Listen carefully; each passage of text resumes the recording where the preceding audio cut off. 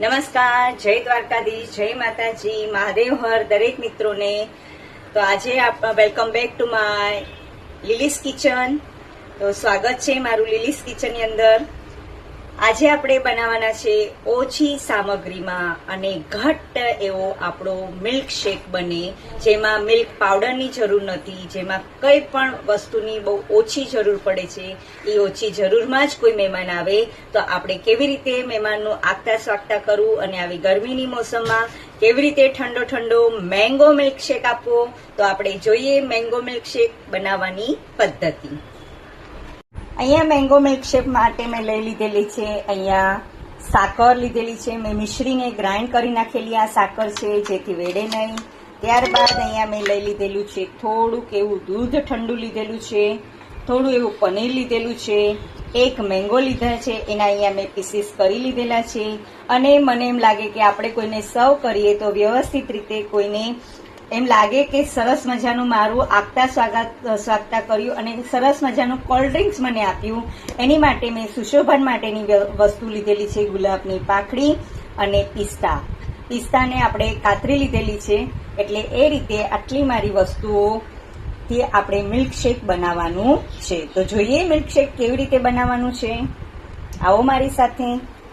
તો અહીંયા મેં પનીરનો ખાલી અડધો જ ટુકડો લીધેલો છે. મારે જેટલું જોવે છે, જેટલું યુઝ કરવું છે એટલો જ મેં અહીંયા ટુકડો લીધેલો છે. એને આપણે અહીંયા થોડું એવું ખમણી નાખવાનું છે. આ રીતે આપણે આખા પનીરને ટુકડાને ખમણી નાખશું. અહીંયા મારું પનીર બધું જ ખમણીને રેડી થઈ ગયેલું છે. આ પનીરને મેં ખમણી નાખ્યું. એને આપણે આ મિક્સર જારની અંદર લઈ લેવાનું છે. તો આ રીતે મેં બધું જ મિક્સર જારની અંદર પનીરને નાખી દીધેલું છે. ત્યારબાદ એની અંદર હું આ નાખું છું મેંગો. આ મેંગો નાખી રહી છું. એક મેંગો લીધેલી હતી, બધી જ નાખી દીધી છે. આટલી જ મેંગોનો ઉપયોગ તમે કરી શકો છો. એની અંદર આટલી મેં સાકર લીધેલી હતી, 2 ચમચી જેટલી. એટલે સાકર નાખી દેવાની, કારણ કે કેરી ગળી હોય છે એટલે બહુ સાકરનો ઉપયોગ કર્યો નથી. તમને એમ લાગે મોડું છે તો તમે વધારે સાકર આમાં એડ કરી શકો છો. ત્યારબાદ મેં અહીંયા લીધેલા છે 1 વાટકો જેટલો, 1 કપ જેટલી મેં દૂધ લીધેલી છે. ઠંડુ દૂધ લીધેલું છે, ગરમ દૂધનો ઉપયોગ કર્યો નથી. હવે આપણે આ બધાને મિક્સર જારની અંદર ગ્રાઇન્ડ કરી નાખવાનું છે.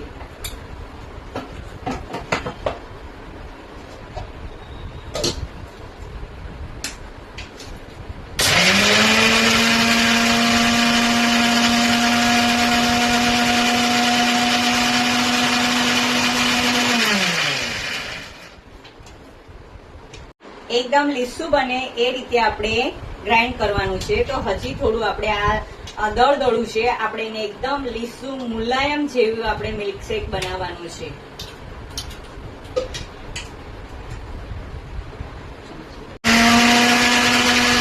આ રીતે ઘટાદાર મસ્ત મારો આ મિલ્કશેક રેડી થઈ ગયો છે ગ્રાઇન્ડરની અંદર. હવે આપણે સૌથી પહેલા નાખવાના છે કેરી. બરાબર, થોડા મેં ટુકડા રાખેલા હતા કેરીના, એટલે આ કેરીના ટુકડા આની અંદર આપણે એડ કરી દેવાના છીએ.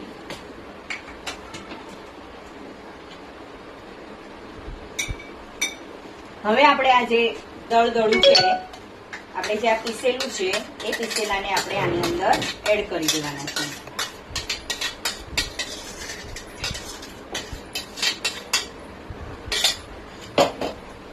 હવે એની માટે મેં લીધેલી હતી અહીંયા ગુલાબની પંખડીઓ. તો એને આવી રીતે હું ગુલાબની પંખડીને આ રીતે ડેકોરેટ કરી રહી છું. તમે તમારી રીતે આમાં કાજુનો પણ ઉપયોગ કરી શકો છો, બદામની કાતરીનો પણ ઉપયોગ કરી શકો છો.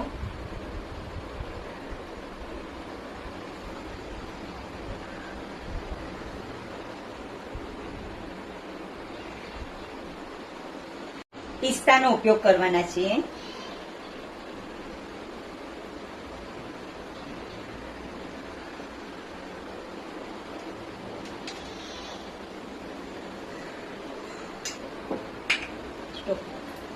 અહીંયા આ મારું mango milkshake, paneer mango milkshake મારો અહીંયા રેડી થઈ ગયો છે.